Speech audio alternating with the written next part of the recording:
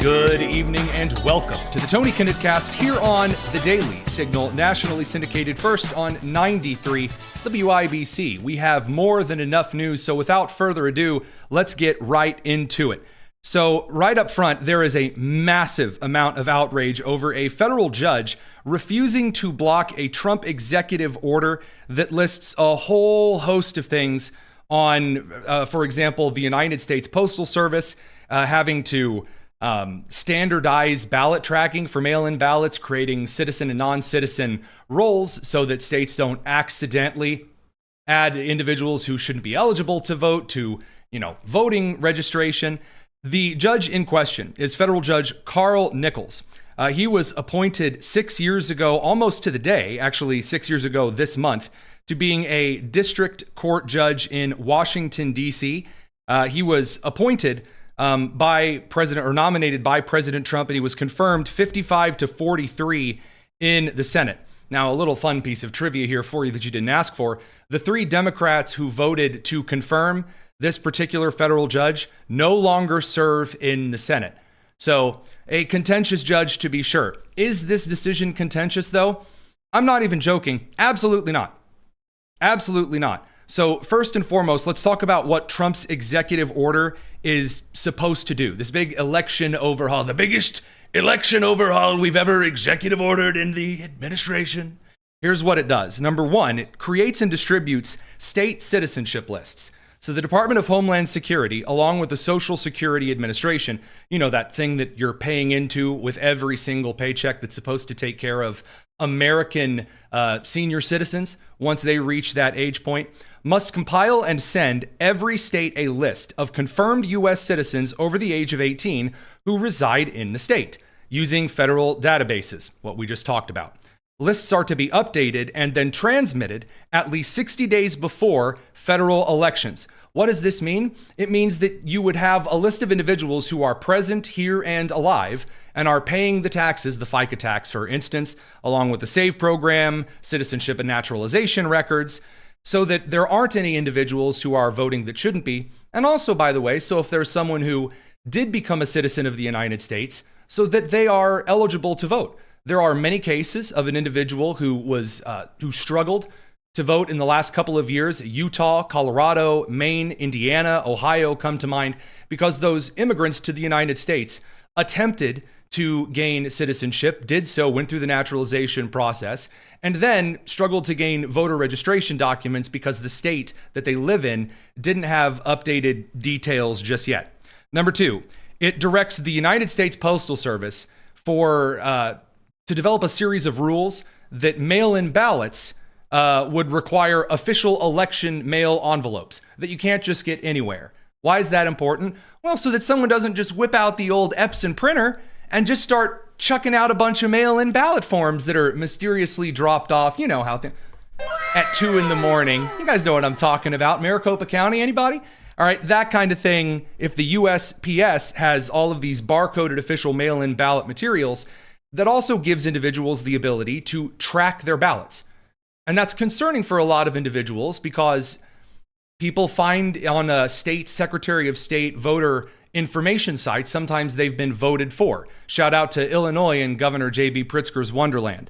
The executive order also prioritizes enforcement and prosecutions for voter fraud, orders states and localities to keep their records for 5 years. Our thoughts and prayers to Fulton County in Georgia, and a couple of other coordination and enforcement things. So the executive order does not anywhere from top to bottom, we'll get to James Tallarico in a little bit, from left to right, it does not ban mail-in ballots at all, anywhere, even a little bit. And I know I've gone through the executive order supreme. I've looked through it. It's not in there. So why do we talk about this? Well, there was an order put forward, a preliminary injunction sought by Democrats, the Democrat National Committee, the DSCC, voting rights groups, to immediately block key parts of Trump's executive order that he signed on March 31st on citizenship verification and, again, mail-in ballots like tracking and official postal service envelopes. As a side note, I'm not sure what the pushback is for here. I mean, aren't the Democrat officials, remember during the Biden administration, there was all of this complaint that the Postal Service wasn't being used as much anymore, and it needed all these updates and upgrades. Wouldn't official Postal Service documentation and envelopes make things more secure and provide more business to the Postal Service, along with funding as well?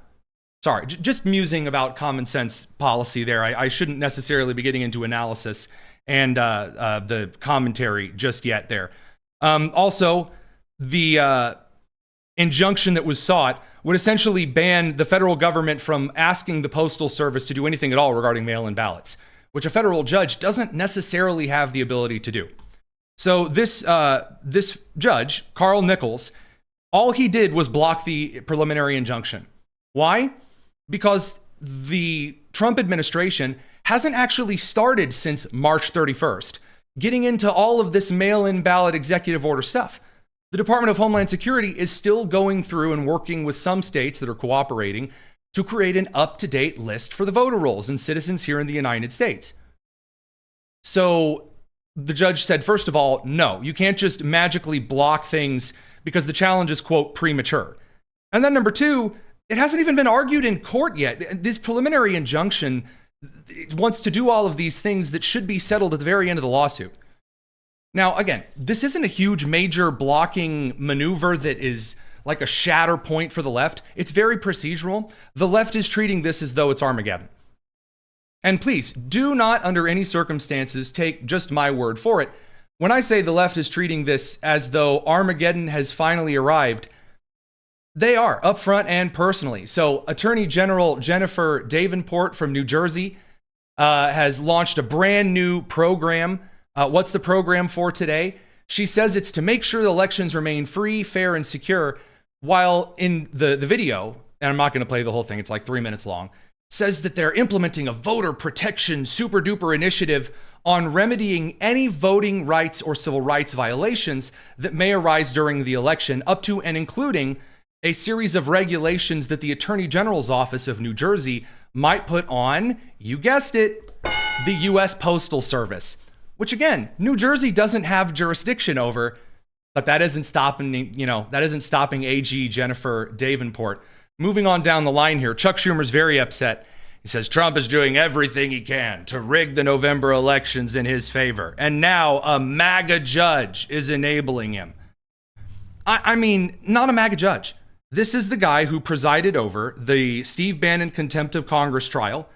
This is the guy who blocked parts of the USAID workforce restructuring plan in 2025. This is the guy who extended protections for federal employees in a related USAID case in 2025. And he declined a series of obstruction charges in January 6th. Why am I pointing this out? The man's record is he just rules whichever way he chooses in various court cases. He's not wholly ruling in Republican or right-wing or conservative manners, and he's not ruling in kind of activist judge left-wing territory all the time either. But either way, Chuck Schumer has branded him a MAGA accomplice. We're going to talk about why that's important here in a little bit. You know, Amy Coney Barrett getting threats, the usual. He says the Constitution is clear. Congress has the power to regulate elections, not the president. That's true, but Congress has abdicated certain parts of election regulation to federal agencies, including the United States Postal Service. The same United States Postal Service and the same Department of Homeland Security, which the President of the United States has jurisdiction over. And if the President of the United States and the Secretary of Homeland Security and the Attorney General of the United States believes, if they ascertain that the United States is facing a national security threat by non-citizens voting in U.S. elections, guess what? Psst. Congress doesn't have any authority to intervene with the president keeping illegal immigrants from voting in U.S. elections at the federal level. Congress has no say. It is Congress's job to write the laws. It is the president and the executive branch's job to enforce the laws. So calling him, super duper MAGA judge, man. It's a bold strategy, Cotton. Let's see if it pays off for him. It's a bold strategy indeed. Now you have a lot of other representatives and senators who are chiming in. We'll get to that on the live stream side of things. Radio crew, we have to send you to commercial land for FCC purposes. It's the Tony Kinnett cast here on the Daily Signal. Now, again, if you're tuning in live, and I mean 7, 16, and 24 seconds on Thursday, May the 28th, you're here with us right now. We don't have big commercial breaks, and we don't have any extra ad spots and things either. We do it all live and fresh for you here. That's why you tune in at 7 p.m. Eastern. So Representative Brittany Peterson from Colorado, she thinks that this is some kind of super duper ultra attack on election systems. She said, that's why I'm supporting the Vote by Mail Protection Act to defend Coloradans' right to vote by mail. There's nothing in the executive order that prevents an individual's ability to vote by mail. Nothing. In fact, it makes it easier to vote by mail because you can then track your ballot. You can see when the post office picks it up. You can see when it arrives to the Secretary of State's office, depending on your state or commonwealth. You can see when that is dropped off at a precinct, if you're a state that counts mail-in ballots at the precinct, as opposed to whether it's counted at a central state office. There's nothing that limits people from voting here at all. Moving on, Tina Kotek, the governor of Oregon, again, they're treating this as though this is all over. Trump doesn't get to control voting. Voting by mail is how we do elections in Oregon. Interesting. And then we get to, Senator Alex Padilla, Jose Tortilla of Arizona, the tried to bum rush Kristi Noem and got tackled and cried for 6 weeks kind of a guy. He said, Trump trusts mail voting for himself, just not for you, because making it harder to vote makes it harder to hold him accountable. Again, first of all, voting by absentee, because you are serving the United States either in a military capacity, in a diplomatic capacity, if you're working for the State Department, or in a civil capacity, if you are in Congress, for example, and you're not home in your home district, you can send in a ballot by absentee. That's not a 60-day early mail-in voting period. That's not the same. But even if it were, even if Trump voted for himself by mail, even if he got out the fancy envelope and he said, I'm voting for Ken Paxton if I was in Florida, but gonna vote for Republicans down in Florida. And then he took that and he threw that in the wonderful, fantastic mailbox. That still wouldn't change due to the executive order. They're kind of letting the cat out of the bag. This would make it much more difficult for illegal immigrants or those who aren't supposed to vote.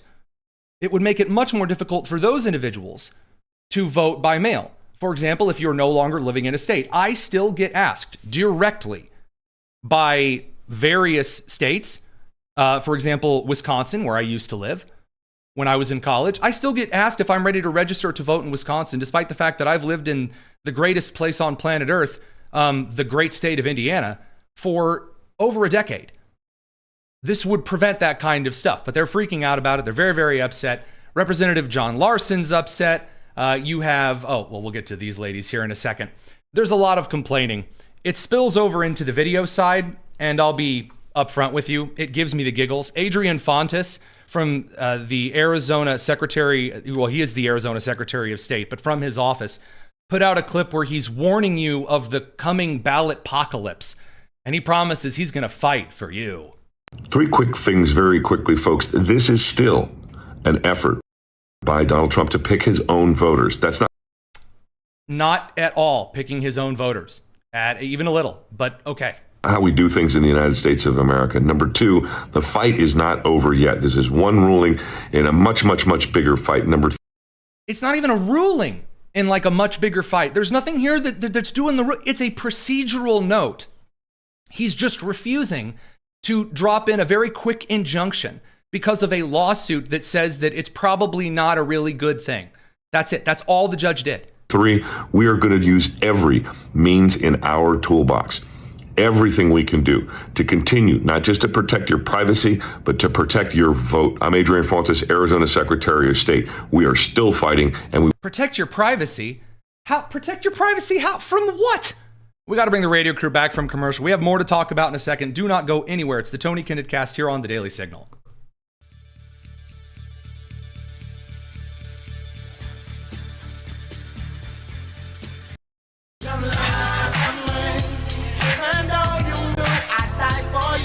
This is the Tony Kinnett Cast on 93 WIBC. It's been a little bit here since I've been able to just drop for you a string of really great news. And you guys know how much the federal government disappoints me. I mean, that's a tale as old as time. But first of all, the Department of Justice, with a couple of additional arrests, the IRS, according to Treasury Secretary Scott Bessent, targeting non-governmental organizations, the NGOs, who traffic individuals into the country, who, illegally take funds and distribute funds and file for a lot of grants that, end up providing like transgender theater training down in Colombia, that kind of stuff. There's some pretty good news here. And then Russ Vought from the Office of Management and Budget, carving $1 trillion of federal grants up into all of these requirements that mean illegal immigrants are not going to be able to participate in receiving a lot of that grant money. So let's dive right in here. So 2 individuals from Minnesota have now been arrested. Yet another Somali migrant fraud arrest situation in Minnesota. Shamso Ahmed Hassan, age 55, on the right here if you're watching the live stream, and Hanan Mursal Yusuf, age 25. Now, to those who are listening on the podcast and those who are listening on the radio, you can't see the image of the 2 ladies, but I want you to close your eyes and imagine. Just use all of your imaginative imagination and try to think if you can picture what these 2 ladies look like. That's it. That's it. What your imagination conjured is exactly what it is. So a big surprise. I was told all of the Somali migrant fraud wasn't a thing, not at all, no concerns, totally fine, not an issue. According to Acting Assistant Secretary Lauren Biss over at the Department of Justice, we're going to dig into this here. The New York Post has an excellent article on this. The 2 Minnesota fraudsters allegedly swindled more than $21 million in funding earmarked for autism services. Remember the autism spending that was compounding and no red flags? Anyway, through 2 bogus companies, another Somali shell company situation. Again, incredible. And then spent it lavishly on overseas property. So these 2 ladies, whose mugshots were released on Wednesday, according to the Post, made off like bandits by submitting millions of dollars in fake claims to Minnesota's Early Intensive Development and Behavioral Intervention Program, or EBDBD for short. So imagine Porky the Pig made up that acronym. Anyway, between May of 2020 and December of 2024. So when Ilhan Omar and Governor Tim Walz, in Tim's case, waddled out in front, but in Ilhan Omar skittered out in front of the country and said, oh, these were just opportunity crimes. They just very briefly saw a chance and they seized it very briefly. It was a moment of weakness. For 4 years, these these enterprising immigrant ladies from Somalia, neurosurgeons of the country, stole from autism programs, for kids. So anyway, a statement from the acting assistant secretary. They now face charges of conspiracy to commit healthcare fraud, 8 counts of healthcare fraud, and 2 counts of money laundering. Their Medicaid fraud scheme started during the COVID pandemic. Remember when you were told that there was no major fraud happening when Biden was handing out loans in the healthcare program to everybody? When Jill Biden said, oh, she was really terrified Joe Biden was having a stroke on stage and then went to Waffle House. We'll get to that later. Yeah, all that stuff that you were told wasn't happening, it turns out it was happening the entire time. Oh, there's a big surprise. That's an incredible. I think I'm going to have a heart attack and die from that surprise. Incredible. It gets worse. But we don't have time to dig into this. Secretary Mullen of Homeland Security has a couple of things on this matter. I'm going to spill my coffee. On to some of the good news. Scott Bessent, the Secretary of the Treasury, has announced that the IRS is moving to make NGOs liable for any violent activity committed by their grant recipients, for example, like Antifa. So Reagan Reese, she's the White House correspondent for the Daily Caller, asked this of Scott Bessent today, who was doing the White House press briefing. Here you go. I want to ask you about Antifa. In October, the Treasury Department started working with the FBI to investigate who's funding Antifa. Can you give us an update on that investigation? How close are you guys to finding out Who's funding it? It is ongoing. We made substantial progress, and I think in the weeks and months ahead, we're going to have a lot to report. One thing that did go underreported that I would point out to all of you is the IRS is now giving guidance on the Form 990, which nonprofits they have to file. And we are going to encourage or demand that nonprofits know their grant recipients. So if a grant recipient is violent, if they are suppressing people's rights.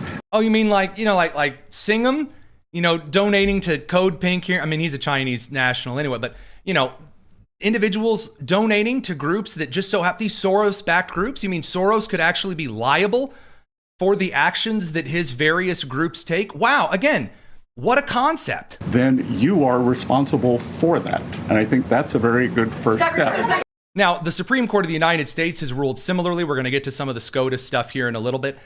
They ruled earlier this week that trucking companies, transport companies, are responsible no matter where an accident takes place. They don't get to just say, well, we didn't know you didn't speak English and all that. No, you're liable. If you hire illegals, you hire people that can't speak English, you hire those that commit crimes, you're liable. Here's Secretary of the Treasury Scott Bessent making it clear. If you, as a non-governmental organization, an NGO, a nonprofit, you start slinging out money to groups that just so happen to find themselves holding bricks and cinder blocks, and they start throwing them at ICE facilities and things like in New Jersey, for instance, you're going to be held liable. That is a very, very good thing. And using the IRS to do so, what a concept. Now, before we get to some of the reasons that it's probably pretty important that the IRS is going to be looking into a lot of these groups, a major move also from the White House. This report also comes from the New York Post. A lot of excellent kind of summaries over from the New York Post team. They're not paying us to say that, by the way. It's just, I don't know, make fun of me with the John Mulaney sketch if you'd like. The New York Post has got some really stellar reporting on this. Russ Vought of Project 2025 fame, he in the Office of Management and Budget has now overhauled how up to $1 trillion in various federal grants are distributed, shifting more control to political appointees and tightening oversight of how taxpayer money is awarded. It introduces new requirements for grant recipients, including mandatory e-verify checks to confirm legal work eligibility and English language requirements for federal funding announcements. Here's what that means, to give you the too long didn't read here. So Russ Vought, some of the work that he's managed here is to make political appointees. That means every time a new president steps into office, you appoint a bunch of people on your side of the aisle or who you think are qualified. In Trump's case, it was a very politically diverse group to work in various executive agencies. Now, executive agencies really, especially since the Lyndon B. Johnson era, have hired a bunch of permanent non-political appointee people who just sit there and spend your money for decades and decades and decades and decades until they die.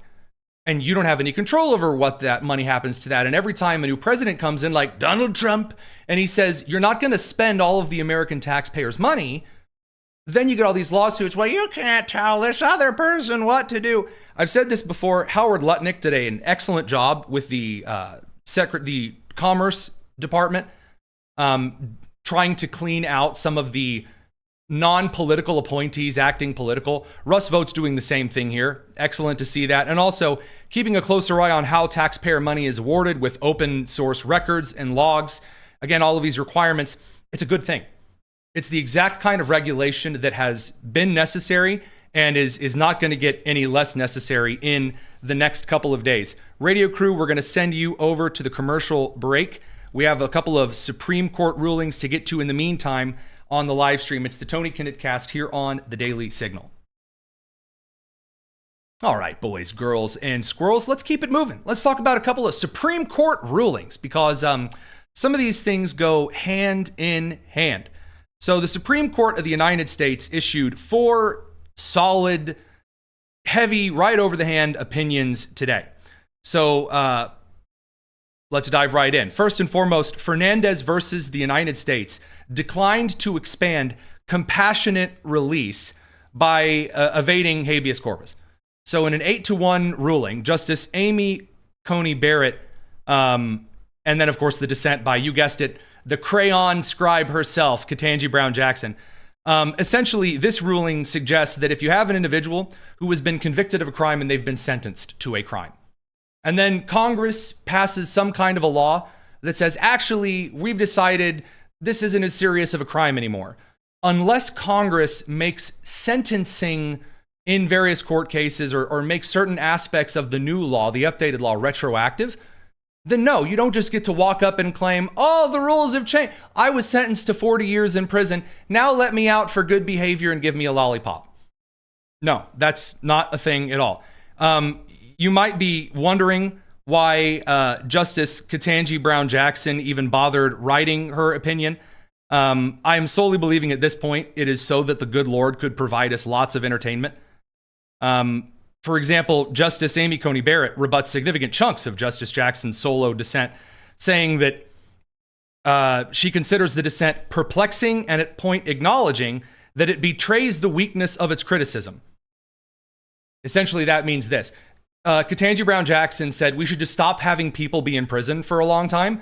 And Amy Coney Barrett said, what, are you retarded? That was her response. So that's the first up on a magical spin of decisions from the Supreme Court. 6-3 decision, Rutherford versus the United States, declined to expand compassionate release after a prospective change to sentencing, evading habeas corpus. That also files along the same way. Then Pitchford versus Kane, overturning a death penalty murder conviction on a theory of impermissible consideration of race in jury selection. So this was 5-4, and it's Justice Kavanaugh ruling alongside some of the liberals, with Justice Gorsuch dissenting. Essentially, there was a case in Mississippi in which the Supreme Court found that they didn't take into account the color of the jurors in a trial. Meaning there was a black person that was put on trial, and the allegation was that the judge made sure there were no black people on the jury, or that the lawyers agreed to it, something sketchy in that manner. This is a little bit more complex, and I'm going to admit to you, I don't know all of the details herein, so I'm going to let this one simmer and let Margot Cleveland over from the Federalist crew, a couple of other legal scholars after they dig through the affirmative and the dissent before I really dive in there. Last but not least, this one's the big one. This is the fun one. Flower Foods Incorporated versus Brock found that even intrastate workers can be workers in interstate commerce depending on their job. It's a 9-0 ruling. It means this. Let's say you have two truckers. Let's say you have, we'll call them Smokey and the Bandit, and they're trafficking beer from Texarkana back to Atlanta. They may even be eastbound and down, one might say. And right before they get outside of Atlanta, they hand over the driving to this young lady we'll call Frog. And she drives the last of the way inside of the state of Georgia, the remainder of the leg to Atlanta. The Supreme Court ruled, yeah, you're subject to all of the same interstate clauses in federal law, even if you are just operating for the company on an interstate. Meaning if you're an Uber driver that takes the interstate, there's a pretty good amount of cause to suggest you can be charged with federal transportation laws. It's a very big deal. We'll get to some other details here in a minute, including a little bit on some threats as well. It's the Tony Kinnett Cast. Don't go anywhere.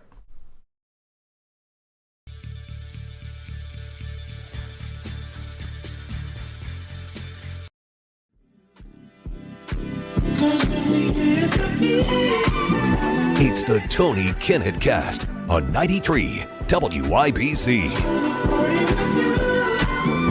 Welcome back to the Tony Kinnett Cast here on the Daily Signal, nationally syndicated, first on 93 WIBC. Far more to discuss, and boy howdy are we going to get into each and every bit of it. So I'm seeing the chyrons not quite fitting on the screen there. Let's fix that. All right, so in the matter of threats to the Supreme Court of the United States, my colleague Tyler O'Neill, senior editor over at the Daily Signal, reports on a series of probes into threats made against Supreme Court Justice Amy Coney Barrett, a swatting incident, in fact. So Tyler O'Neill writes over at the Daily Signal, quote, "The Fairfax County Police Department in Northern Virginia, or NOVA, is investigating a swatting call at the residence of SCOTUS Justice Amy Coney Barrett Wednesday night. Quote, yesterday evening at approximately 9:02 p.m., officers responded to a swatting call at the residence of Amy Coney Barrett. And that's the department's public information officer telling Tyler that directly. The call was received through the department's non-emergency line, and officers immediately coordinated with SCOTUS police and personnel assigned to the residence and quickly determined that the report was fictitious. No additional police resources were utilized. Now, the police department did say later that they were investigating the matter. Swatting has become a serious incident. Here's how it works. And it's happened to us, including this year. Anywho, for example, a young man by the name of Ryan up in Elkhart, Indiana, called the police department of the town in which we reside in Indiana and said, hey, Tony Kinnett is drunk and I see him acting disorderly and crazy, and I think he's going to hurt his family. You got to go over there and stop him. And then Ryan Holman hung up the phone, and then the cops, thank God we'd actually coordinated with them before, and so they didn't send over a SWAT team, which is why it's called swatting. And then they came over to investigate what's going on. On a lot of live streams, if someone calls in onto, again, a prominent public official and says they're being held hostage or they're holding people hostage, the hope is that the SWAT team will kick in the door and shoot those that are inside. And it has happened before. So that is an assassination attempt on Amy Coney Barrett, the Supreme Court of the United States. That is a terror attempt that was thwarted. Swatting is absolutely a terror attempt and an act of political terrorism. And should be treated as such. Excellent reporting by my colleague, Tyler O'Neill. That brings us over to a couple of other big lawsuits and things. The Department of Justice is suing Washington, Maine, Oregon, and Massachusetts. Quote, this comes after each state refused to rescind their unconstitutional policies in response to a prompt letter from the department explaining the policy's illegalities.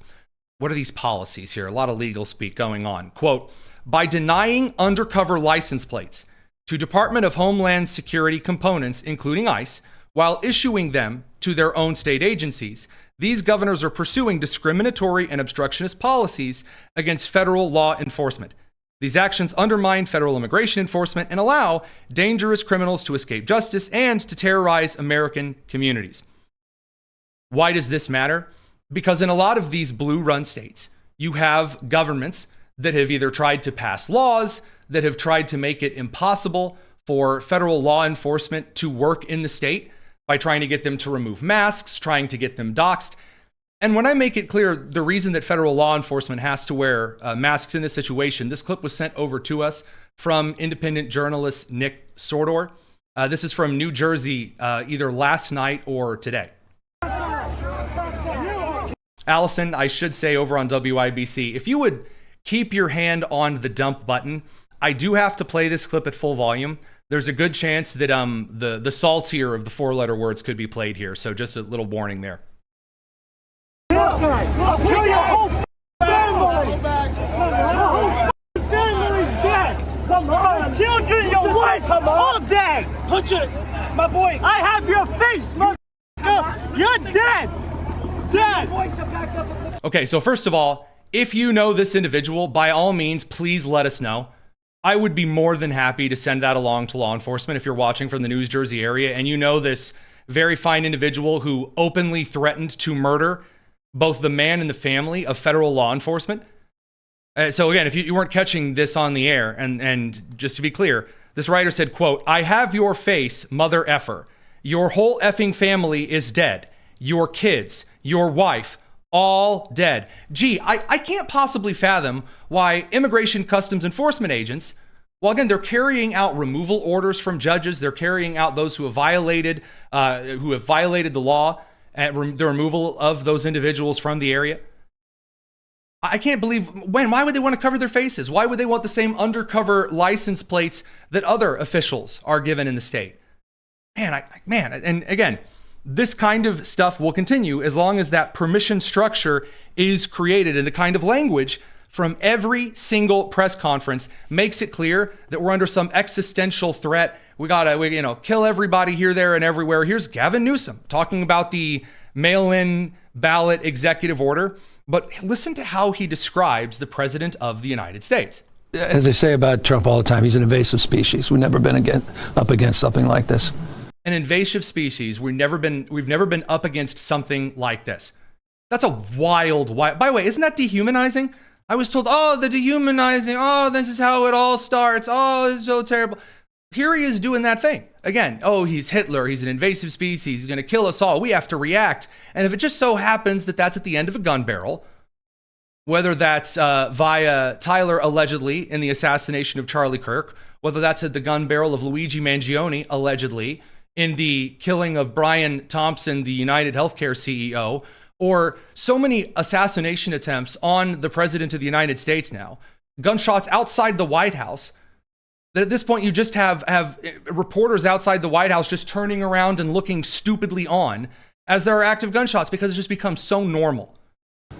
And he's just winding up. I mean, he doesn't believe in fair and free elections. He believes in competitive authoritarianism. He wants an outcome along the lines of Putin.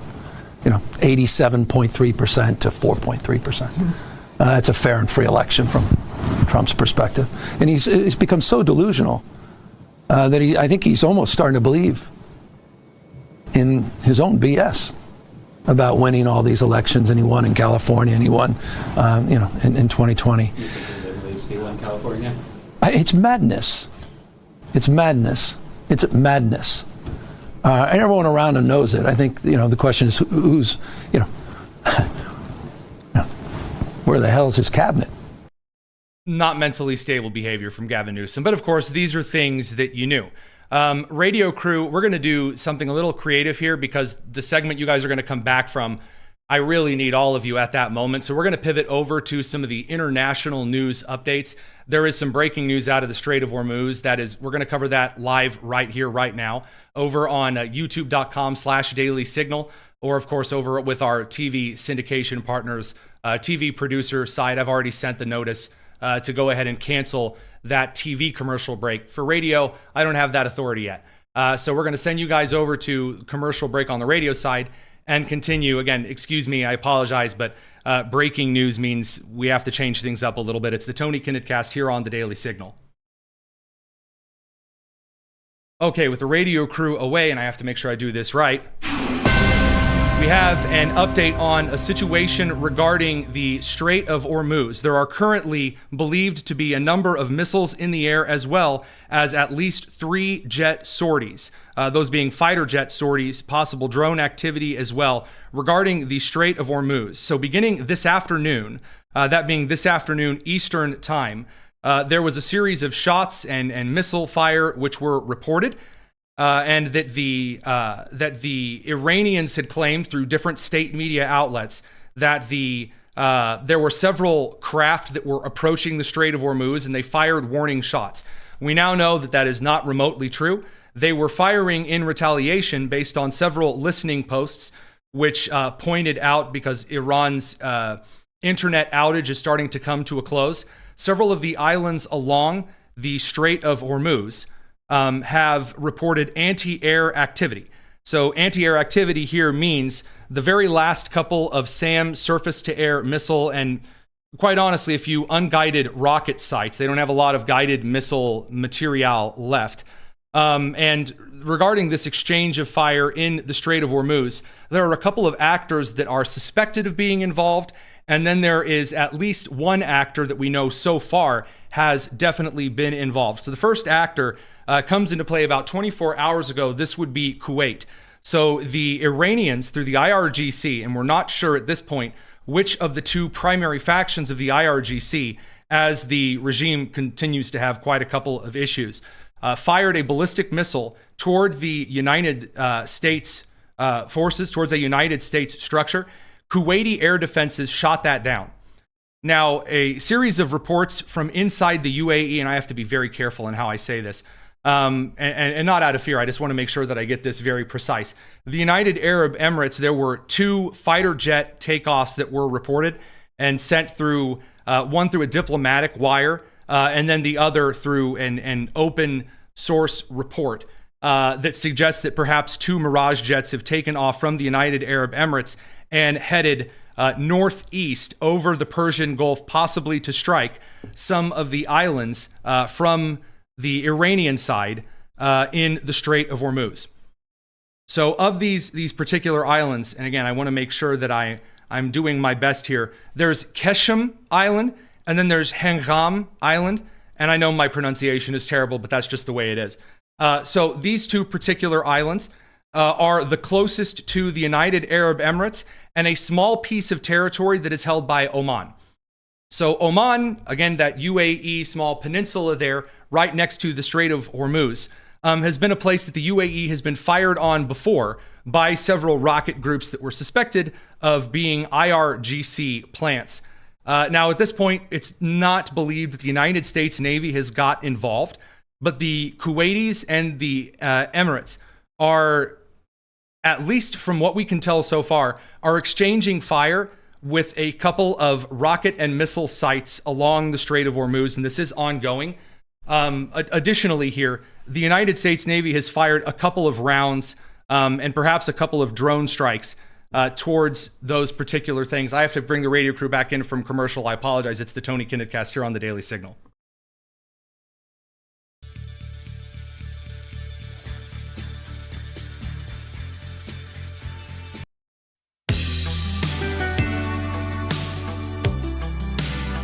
This is the Tony Kinnett cast on 93 WIBC. Welcome back to the Tony Kinnett cast. Just one final update and kind of a fact check, kind of looking at some of the transponder data, looking at some of the reports, a fact check, as it were, also from Central Command. The Iranians, through two different state media outlets, had claimed that an American plane was downed near Iran. Now, there are also reports of explosions heard east of Bandar Abbas. Air defense is activated. That was around 1:30 a.m. local time, or about 7:40 or about 7:10 p.m. Eastern is when this was reported by the Al Jazeera side. They're also reporting the U.S. military as of yesterday, carrying a couple of new strikes out on what were believed to be Iranian military outposts. Now, the Iranians have claimed they have downed a U.S. jet, but Central Command has put out a report suggesting that all planes are accounted for, and that's not the case at the time. There's nothing also to suggest right here and right now that a U.S. fighter jet has been struck, or any kind of a craft on that. Oh, sorry, I didn't realize the election ticker from Tuesday was still on the screen. So we'll keep you updated if there's anything else on this particular matter. We're going to move a little bit forward here and cover some of the other news of the day, and there is plenty. But we will be monitoring this situation as closely as we can. Now, on the Democrat side of the aisle, if they're not panicking over by the United States, if they're not panicking over the executive order from President Trump, they are in fact panicking instead over James Tallarico or Graham Plattner. So Graham Plattner, we'll hit first because it's a lot easier to just kind of get him out of the way. The more we hear about this guy's past, the worse it is. So a list of horrible things that he said, of course, the Totenkopf, SS tattoo. Also, again, just a number of things that this filth has said over the years, slamming and wishing for the death of Purple Heart veterans, all kinds of stuff. There are several Democrats in Maine that have been calling for him to step down from the race, which I'm not entirely sure as to how that would work at this point. There is now a source that I can confirm inside the DNC. So this is an individual who spoke to me off the record, very specifically inside the national DNC, so not like a state Democrat party, who has confirmed that there are several individuals inside senior leadership for the DNC. And again, I'm trying to be very specific with my language there, suggesting from the DNC that Graham Plattner is being asked to drop out of the race in Maine entirely, because at this point, Susan Collins is again considered favored to win that particular seat. And it's not getting any better. I mean, Plattner's PR strategy of just running away from anyone who comes up and asks him questions, and when he's not doing that, doing rallies with Bernie Sanders and the socialism, and we got to get out there. And I know he said he likes to play with himself and porta potties, but please, we have to tax the rich forever. That kind of crap. It's not working. It's not working at all. So has the DNC officially called for Graham Plattner to drop from the race? No, but there are individuals on the inside asking that. Now, again, it should be said that it's not clear what would happen if Plattner dropped out of the race. We don't know. I mean, I believe that Janet Mills has already dropped out of the race, but we've been under stranger, more similar circumstances with Joe Biden and Kamala Harris, and we'll get to Kamala Harris here in a little bit. An update: we do now have a post from the U.S. Central Command as of 7:46 p.m. Eastern. Iran's state TV has claimed that Iranian forces downed a U.S. aircraft near Bushehr, and that is false. Currently, all U.S. air assets are accounted for. There you go. That's the official U.S. Central Command statement. Now that brings us over to James Tallarico. James Tallarico's having a rough time, and the reason he's having a rough time is because of his own stupid mouth and fingers, based on the tweets that he sent. And you can tell they're starting to get under his skin, because he should really be jubilant and joyful over getting to face off against Ken Paxton. But people in Texas aren't really talking about Ken Paxton's scandals. They're not. In fact, what they're saying is, yeah, you know what? I don't like that Ken Paxton allegedly cheated on his wife. I guess that's one of the things that's being thrown up. What I also don't like a whole lot more is a guy who his official positions are, Jesus was trans, we need to stop eating meat for global warming's sake, we need to tax everybody middle income and up really, really hard. We need to move towards green energy again in Texas. I wouldn't recommend it. And also God's non-binary. I call women neighbors with a uterus, all that stuff. Again, a flawed candidate is something Republicans are willing to accept if the policies they present are favorable. And I don't have to bring up President Donald J. Trump to drive that point home. So James Tallarico is now on the defensive. Here he is on C-SPAN making this case. It's bizarre. In just a couple of days, all of the Beto O'Rourke momentum is already starting to blow away like dust in the wind. They're going to throw everything they've got at us. They've already called me a radical leftist. They've already called me a fake Christian. They've even called me a vegan. Okay, so radical leftist, they've got fake Christian and vegan. Keep those in your head. Take notes. There's going to be a pop quiz afterward. And those are fighting words in the state of Texas. Okay, so no one believes you when you say those are fighting words. First of all, the proper term is them's fighting words. That's how that's supposed to be said, them's fighting words. Not those are fighting words. I'm such a Texan, you know. No. You know, I'm an 8th generation Texan. I've been eating barbecue since before Ken Paxton's first indictment. Okay. Now, let's dig into some of this a little bit. Here's the issue with the Tallarico campaign. He can't just get out there and say, I've never said that. I'm not a vegan. Here's a picture of me. Not this one, not that. Here we go. Of James Tallarico. See how I am eating this turkey leg wrapped in bacon, holding it with a napkin, which no one does. See how I see the object next to my mouth? I am not a vegan, he says. Here's the issue with the Tallarico campaign. This is a former little influencer boy who wanted everyone to know how socially and politically correct he was, especially through the COVID era. Here is James Tallarico not only saying he's vegan, but that we all have a duty to be vegan. His campaign is not eating meat to save the environment. We have, I think, heard more and more issues of animal welfare. I think not just because it's the right thing to do and the moral thing to do. I do want to clarify, because we don't actually have the transcript here, and maybe this is deeply inappropriate, and I am very sorry. He said animal welfare. Now, I know that it sounded like he said something else, kind of, like booty welfare. But no. He didn't say anything about being anal retentive. No. Animal welfare was the term that he used. I know there's rumors, but let's get the transcript right. He said, we care about animal welfare. But also, it's, as all of you know, necessary to fight climate change. It is now existential that we try to reduce our meat consumption and that we try to respect animals in all aspects of society. And so I am proud to say that our campaign has officially become a non-meat campaign. So we are only buying. I'm good. I love it so much whenever like there's an announcement like this and you hear like 3 people in the crowd cheer. just super duper excitedly, it's like the crowd goes mild. Yeah, we're going to be meatless as a vegan campaign. Products from our local vegan businesses. Some of you may know Big Nona's. They were little Nona's, and then they opened up brick and mortar, so another Big Nona's. But that's an insult to Nona's everywhere, to our Italian and Sicilian audience. Absolutely the frick frack not. Number two, that's a big no-no. So there he is. So he's like, oh, I'm not a vegan. But he did the thing. And again, he didn't just say, I'm a vegan because, maybe I have a protein allergy or something like that. No, he's like, oh, I'm vegan because we got to do it for the climate. So is the climate issue just not a thing anymore? It's not happening, Captain? Ah, gee, how quickly that stuff falls apart. Now, that brings us to kind of the radical leftist nonsense, which again, not eating meat for the climate. Yeah, that would be the radical left stuff that people are referring to.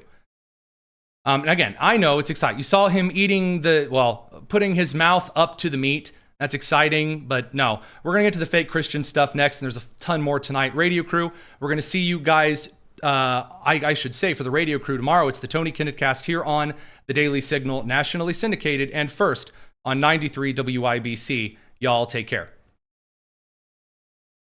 All right, now the radio crew is sent off to their soft slumber, and we can continue. So the fake Christian side of things. Massive, large yikes from James Tallarico on the Christian side for a couple of reasons. Now, we could point out more of the crazy radical stuff, like how that he refers to women as neighbors with uteruses. Every one of our neighbors with a uterus became the property of the state. One of our neighbors with a uterus to be able to control their own body. Our neighbors with a uterus. Yeah, okay. Super duper. Now let's get into the theology stuff. So now we get down to the, where he's like, oh, I'm a big super duper Christian man. And we've already gone over here on the show how he believes, based on a verse that he is wildly misquoting about how salvation is open to everyone in the book of Galatians, that this is Paul saying God has no gender. We've already debunked that one up front, back to side to side. It's not happening. However, that's not even the worst of it. Mr. Fake Christian, this one really hurts me. Here you go. But I say all this in context of abortion because before God comes over Mary and we have the incarnation, God asks for Mary's consent. He does not. That is not a thing. He's alleging that Mary had choice, like pro-choice, because God came to Mary in the night and said, hey, do you want to be pregnant with the Son of God? That's not a thing. I mean, this isn't even just bad fan fiction. It is quite literally not what happens. Do you know how we know that is not what happened? Even if they're saying, well, I think that's something that God would do, because Mary is first visited by the angel who says, hey, you are right here, right now. You are carrying the Son of God. You are carrying. And Mary goes, but I'm a virgin. How is this a thing? He says, this is what God has ordained. This is going to be the Messiah. And then Joseph seeks to put her away quietly, seeks to get a divorce, like quietly, so he doesn't dishonor her, because he thinks that's not his kid, that's somebody else's kid. If Mary would have been approached by God to be asked, oh, hey, do you want to carry Jesus in your womb? You think she might have had that conversation with Joseph first before the Immaculate Conception took place? This is basic, guys. This is like very simple Sunday school stuff. Very, and this is very low bar. Which is remarkable. I mean, go back and read this in Luke. I mean, the angel comes down and asks Mary if this is something she wants to do. And she says, if it is God's will, let it be done. Let it be. Let it happen. So to me, that is an affirmation in one of our most central stories that creation has to be done with consent. You cannot force someone to create. Creation is one of the most sacred acts that we engage in as human beings, but that has to be done with consent. It has to be done with freedom. And to me, that is absolutely consistent with the ministry and life and death of Jesus. And so that's how I come down on that side of the issue. Okay, so putting aside this retard for just a second here, Luke chapter 1 and verse 28. And the angel came in unto her and said, Hail, thou that art highly favored, the Lord is with thee. Blessed art thou among women. And then Protestants and Catholics fought over that for 2,000 years. No, I'm just joking.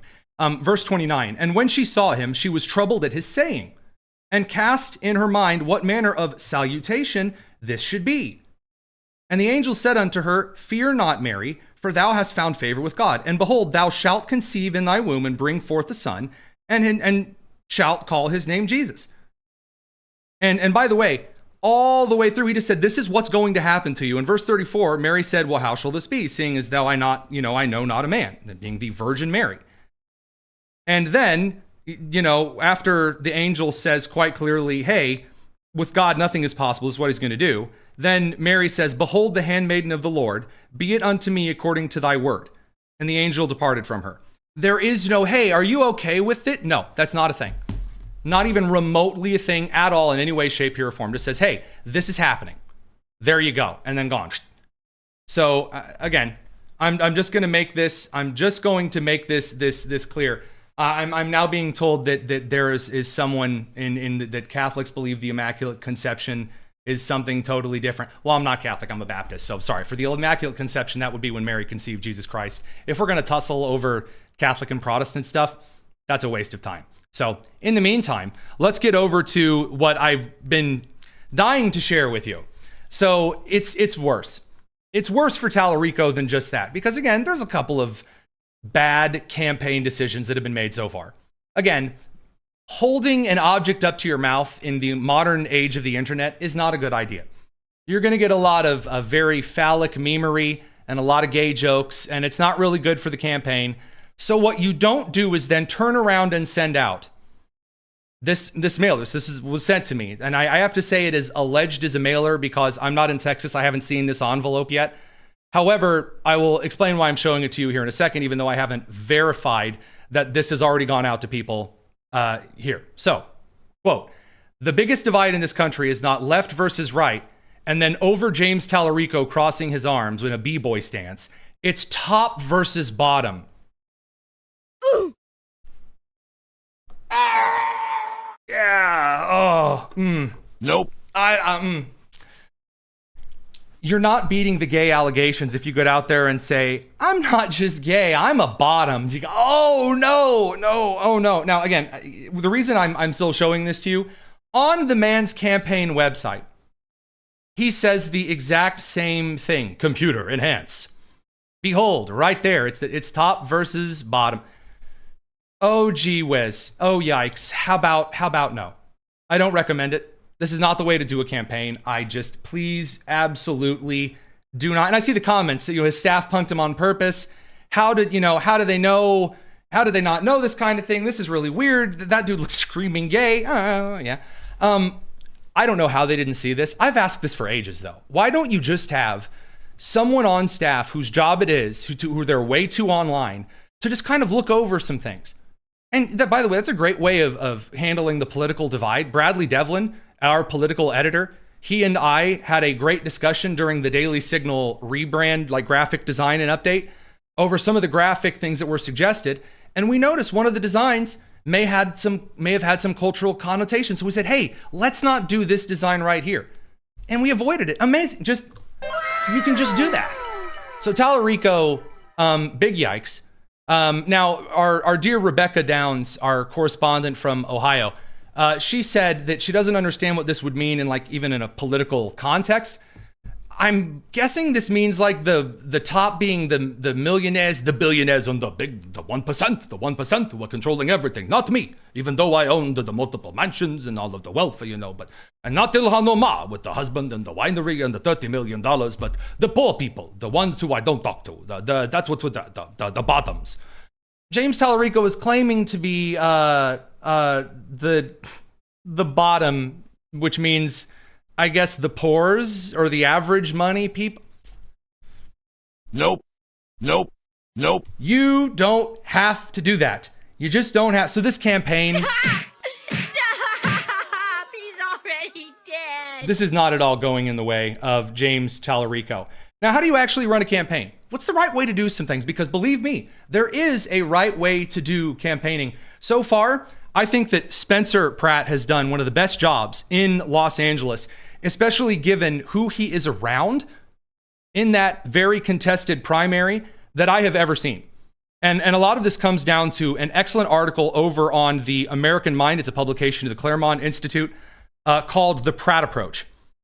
So LA's viral mayoral candidate, the author, Brooke Brantgen, explains should be a model for conservative campaigns. And she's not wrong. Here's why. Quote, since his initial campaign announcement in January of this year, Pratt has been gaining momentum and is now polling in second place behind LA Mayor Karen Bass. His campaign primarily focused on restoring the city to its former glory, particularly in the wake of the damage from the horrific Palisades fires of 2025. 2 weeks ago, he uploaded his now viral campaign ad featuring the hit song, quote, Not Like Us, as he showed off the untouched properties of Mayor Bass and City Council member Nitya Raman. That's the extra socialisty gal who's also running, who now Spencer Pratt has passed in the polls and is right behind Karen Bass. And she should be concerned because her numbers have gone from like 35, 40% down to 30% support in some polls, and now down to like 26% in some polls, with Spencer Pratt gaining. So in this particular election cycle, I do have to say, not exactly a bad call to start modeling certain cases after the Pratt approach in this American Mind article. To talk about this piece a little bit more, because this could be one of the most bizarre primary elections and then general mayoral elections, we go to the author of the piece, Brooke Brantgen, out from Wisconsin. Again, phenomenal writer, a lot of stuff that we could say, but we'll hop right to it. What gave you the inspiration? I mean, was it the AI video stuff? What is it about Platt's campaign that's just set you on writing a piece like this? So Spencer Pratt has really taken hold of the Gen Z interest. What he has done with the AI ads has been widely criticized, which is really unfair considering the fact that Spencer Pratt is tapping into something that is very cheap and very effective. He's putting out messaging that really resonates with young people because it's allowed to be funny. And although some of it has been, layered with some very controversial images or presented, public figures in ways that are maybe a little bit atypical from what we expect from a standard campaign. Sure. What he's done is he's allowed people into a humorous space. And that's something that we really, especially young people, really appreciate in the post-Trump era. Donald Trump made politics funny. And that was something that really has reached out to young people. And especially in LA, where being a good showman is really important, I think that the ability to create stories that are funny and compelling in that sense is really appealing to an entire generation and entire voter base that really wasn't accessible before. So I know that we saw in the 2022 kind of midterm cycle, there were a lot of people who ran Trump-like campaigns who got out there and they were really in front of you and they said spicy things. And there was a call to be more engaging kind of as candidates go. And we didn't really see a lot of stellar success, but Spencer seems to be pulling something here for the Pratt campaign that is rather unique in that he seems to be garnering a lot of momentum and maybe a lot of the same barbs that the Trump team ran or found themselves receiving in 2016 during their run. What is it about Spencer that's separating him from, the Carrie Lake campaign or the Herschel Walker campaign or like a number of other campaigns who have tried to mimic the Donald Trump experience that are all of the sudden, he seems to be gaining his own kind of momentum here? Absolutely. Well, there has been a big change in the way that campaigns are being run and the way that campaigns are being approached. I think that we saw that in Donald Trump driving the garbage truck and Donald Trump showing up to McDonald's and serving fries. What people liked about that was it felt really authentic. Those are things that Donald Trump physically went out and did. A lot of the traditional political talking points and traditional campaign rallies where, you see candidates show up in suits and they have really great vague plans. Those kinds of things are still wonderful and they're still really valuable. But especially as we enter this new, more social media based political climate, people are looking for candidates that are going to be a little bit more authentic. And part of that authenticity is showing up and doing things that are funny, that are off the cuff, that are unique and very creative. That's what's resonating with people. And I think that's why Spencer Pratt has been able to really gain so much of a following, especially online. People want to vote for him that don't live in the area because they feel so compelled by the way that he's presented himself online. Sure. And I think that when you look at the power washing campaign, for example, excellent stuff. Of course, it's really widely liked. The criticism for it that comes from the left is there are a lot of eyebrows going up at why you would criticize him for something like that. I guess my concern here, just kind of thinking this through, just kind of going after the online messaging crew, this is what the Obama coalition kind of tried to make happen. And then we're seeing this again. We had Beto O'Rourke do it. We had Colin Allred do it. Now we're seeing James Tallarico do the same thing over on the left. You mentioned that there are people who want to vote for Spencer Pratt who don't even live in Los Angeles. Well, people, although maybe they don't check ID to verify it, people who don't live in Los Angeles aren't going to be voting in this election. So I guess my question would be, is Los Angeles getting maybe more of an outsized, is Los Angeles generating more outsized momentum for Spencer Pratt? Or is this going to be kind of a national campaign that people really want to see him win in LA, but may not overcome the Karen Bass political machine that goes to Ghana every couple of months? Well, Spencer Pratt is going up against a very well-established Democrat political machine in California. Mm-hmm. That is not going to be an easy task for any Republican. There's a reason why the state has been so deeply blue, especially in large municipal governments throughout California. But what he's doing is setting a blueprint. Even if Spencer Pratt doesn't win this election, what he's doing is he's showing other candidates how they can approach really complicated elections themselves. He's showing them what can be done. He's showing them how far honesty and authenticity goes. You mentioned James Tallarico. I think that's a great example of someone who is not authentic and who people are really pushing back against because he feels fake. All of the attempts to make him seem likable and normal, like the photograph of him eating a barbecued leg and he has the napkin holding it, that's just not something that people really do. And so it feels fake. What Spencer Pratt's doing is showing people that if you're honest with them, if you're funny, if you're engaging, and if you're open about the fact that you have been personally affected by policies that have led to your house being burned down, that have caused your family to have to relocate, that have made the streets unsafe for you and the people that you care about. If you're honest and open about that, then you are actually going to make real impact and meet voters where they're at. Kind of like Spencer Pratt being the same guy that he was back when he was on the Hills back in the aughts, that kind of a vibe. I get what it is you're saying. Kind of a closing thought, kind of a framing up the final argument here. Other candidates around the country who may want to take this and say, I want to take the best part from Spencer's campaign and work it in, but I don't just want to do, like you said, the James Tallarico, oh, look, I am eating a bacon-wrapped turkey leg. Ha, I am so much like you, because I criticize Republican candidates going to the state fair. And, you know, we talked about both of us being Midwesterners. Everyone's got to take the picture. Look, an elephant ear. I am just like you. Insert constituents here. How do they take from the Pratt model without making it so pandery that it makes me want to stab my ears and eyes with scissors? Well, here's the thing that is a little bit difficult.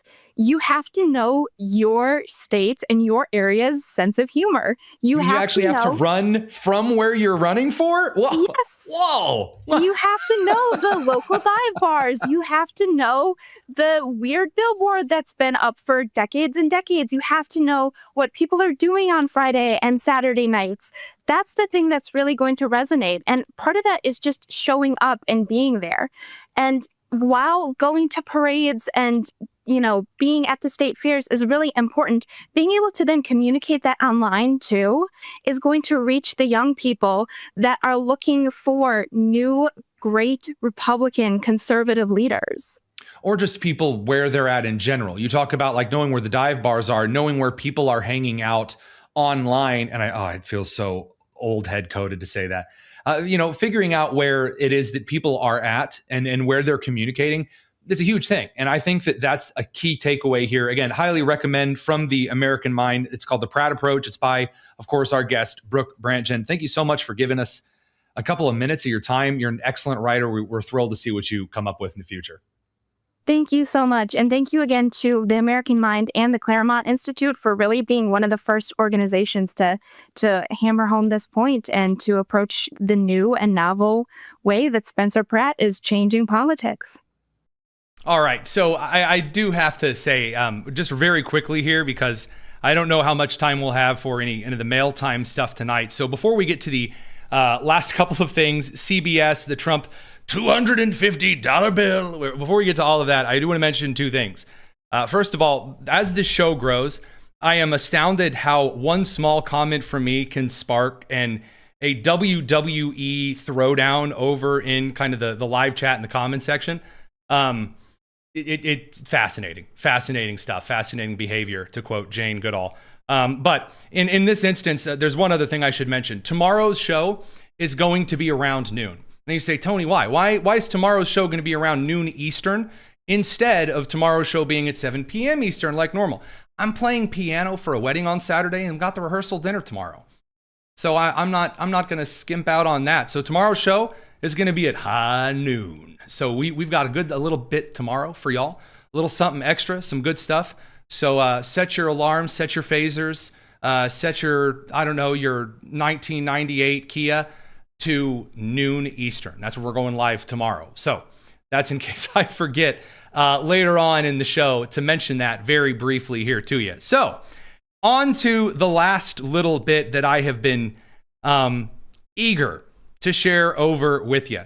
So 60 Minutes, that being a product of CBS, has now, according to Barry Weiss, who is, of course, in charge of 60 Minutes, has now fired the executive producer at CBS and has named Nick Bilton as the show's new leader, calling for a new approach. Now, there are a couple of reasons that this might, in fact, be a wise decision completely aside from politics. 60 Minutes has had several lawsuits they've had to settle. They have made several grievous errors, especially in election season. They have made a lot of mistakes, which with a show that has a long tradition in this country of being one of the hallmarks of early TV journalism. So like the early TV network Spectrum broadcast air. 60 Minutes has a legacy in this country, and it has been dragged through the mud trying to be ridiculously partisan. Now, again, there's nothing wrong with having partisan programming. I'm very partisan. I'm also very upfront with you about myself being partisan. Or my being partisan. So hopefully what you see is we give you the stories, and then you hear my analysis, which comes from, again, shocker, a conservative angle. So when 60 Minutes does so and pretends to be nonpartisan and, then lies to you because they're not nonpartisan at all, and then they make a lot of mistakes on top of that, that's kind of skeezy. And the ratings of 60 Minutes have reflected as such over the years. So the absolute bleeding and crying and weeping and the gnashing of teeth has just flown forth. So Cecilia Vega, who was fired today from CBS, said, quote, "I very much fear what comes next for and the future of 60 Minutes. Oh, so stunning, so brave. Quote, "I was fired today." Where are my pearls? We got to get, pearls are being clutched here. There we go. "I was fired today. My contract as a correspondent for 60 Minutes was not set to expire until March 2027.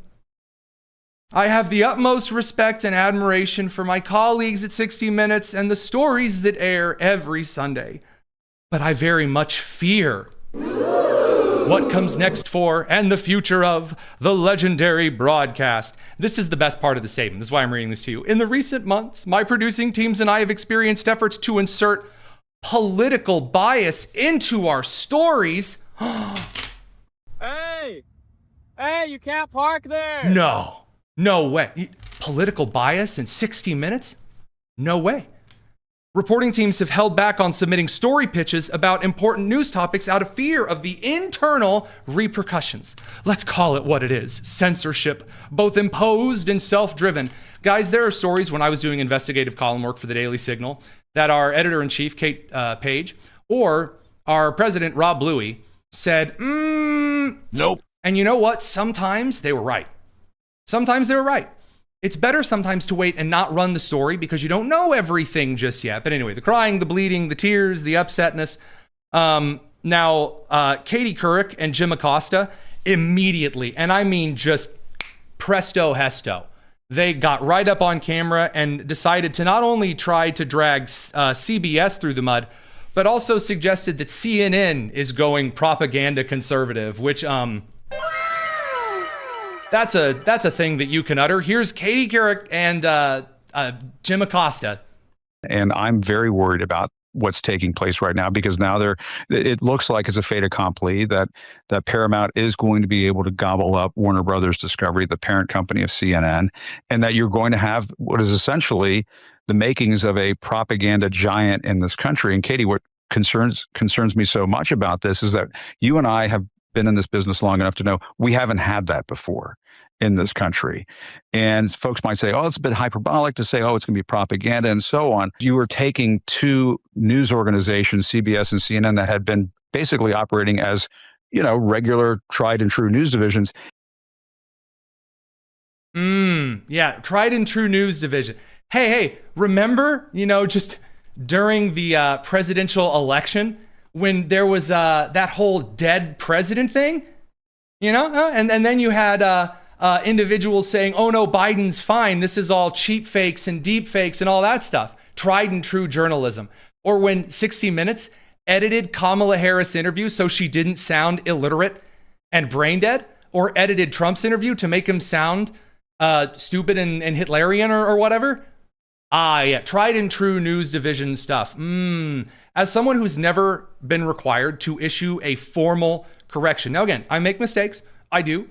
But when I make a mistake, usually in the very same episode, case in point, Tuesday night, I accidentally, because I knew nothing about the Texas Attorney General primary, referred to Mace Middleton as a lady. That was a mistake of mine because I knew nothing about Middleton at all. Still really don't. And I corrected myself immediately and apologized because that's not what I'm trying to do here for y'all. But I've never had to come back to, at least so far, and issue like a days later, I'm so sorry, we got the story wrong. Actually, I just misspoke 537 times. No. And in fact, trying to turn them into propaganda arms of the Trump administration. Exciting stuff. Okay, so beautiful. Not the worst, crying, bleeding. It's just 60 Minutes, just getting a new producer. And I'm not even seeing the hyper-Republicanism that I was promised. Not even a little. The last one, though, on this particular matter comes from none other than Jennifer Welch. Jen Welch is the left's new, brave lady podcaster. And I say new as in, they keep trotting her out as though, wow, she's really got the voice of the people. She looks as though someone gave a naked mole rat Botox, and she is one of the most vile creatures that has ever been on any kind of airwave whatsoever. And her go-to anytime she's insulting someone is to criticize them sexually. So she wants to go after Erica Kirk. She suggests that she's whoring around with J.D. Vance. She wants to go after J.D. Vance. She's suggesting that he wants to ditch his wife and children and then go have sex with a bunch of people. If she's going after someone in the Trump administration, they're a prostitute. Here she is, Barry Weiss, just saying, oh, clearly the issue is she's a prostitute. Just this is your Joe Rogan libs, really? Jennifer Welch. Barry Weiss's legacy will always be that of a prostitute. Barry Weiss is a prostitute. Again, this is the only argument that she ever makes. Now, look, could I point out that my theory that ladies who are on the right, ladies who are independent, they age in a very diverse set of fashions. They turn out to look all different kinds of ways. Ladies on the left, as they age, they turn into one of three things. They either turn into Michael Scott from The Office with circular glasses, they turn into Pumbaa from The Lion King, or they turn into the Nicole Wallace lookalike context, overly Botoxed and blonde. Angie Sullivan and Jennifer Welch look the exact same, except one of them got her glasses from Pixar's A Bug's Life. And then again, Jennifer Welch looks as though someone tried to do modern cosmetics on an Egyptian mummy. And the only argument she has is, I bet they're a prostitute. I've never seen someone so obsessed with the sex lives of anyone and everyone that she criticizes.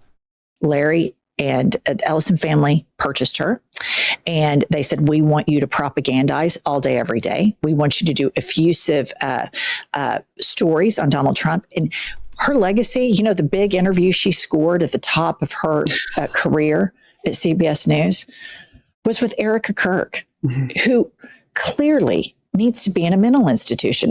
Can't go, see? It's the same stuff. It's the same stuff. She cannot go even a minute without like pulling her face into this twisted, wicked witch of the least. Going, Erica Kirk, why isn't Barry yelling about Israel? I mean, this is incredible. Best of luck to you, sweetie baby honey. I am more than sure that is working out real well for you. So the last of the crying over weird nonsense is that the Treasury Department is designing a $250 bill for America's 250th that is featuring the President of the United States, Donald Trump. So here appears to be a mock-up of the design. And you may have wondered, come on, you weren't wondering, the William Shatner, Barack Obama love child, Hakeem Jeffries, where he was about all of the election stuff today. Well, he didn't focus on that. He was losing his ever-loving mind in marbles over this $250 bill.